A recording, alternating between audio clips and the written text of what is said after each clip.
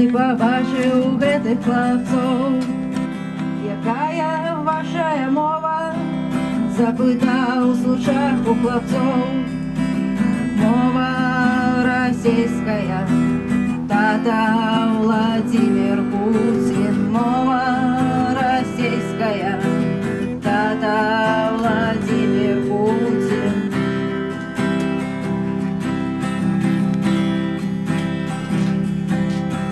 Все написали ВКонтакте, что белорусская мова говно, что белорусская мова померла уже давным-давно, а у нас мова российская, батька Владимир Путин. Мова российская, батька Владимир Путин.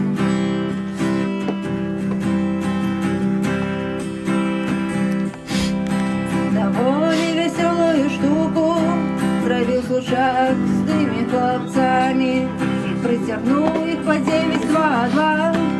Юный штраф заплатили рублями.